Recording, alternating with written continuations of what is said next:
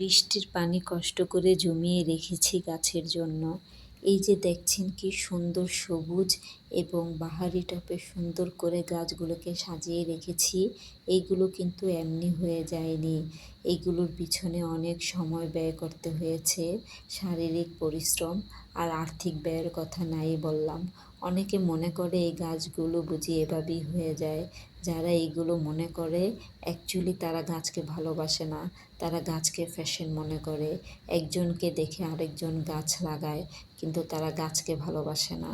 কিন্তু যারা গাছকে ভালোবাসে, গাছ লাগাতে পছন্দ করে, তারা বুঝে যখন গাছগুলো সতেজ হয়ে ওঠে এবং গাছ ভর্তি করে ফুল আসে, তখন তাদের সকল কষ্ট এবং সকল ব্যয় তারা ভুলে যায়।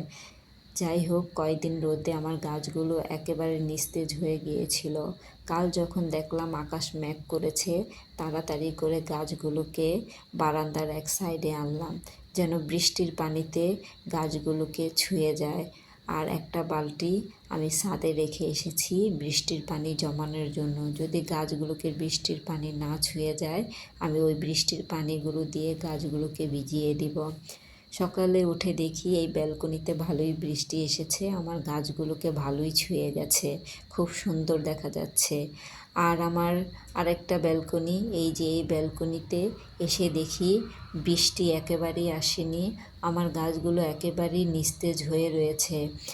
এই ব্যালকনিতে বৃষ্টি না আসার কারণ হলো আমার এই দেওয়ালটা আর হলো ওই বাড়িটা, এই দুইটার কারণে আমার বারান্দায় বৃষ্টি আসেনি।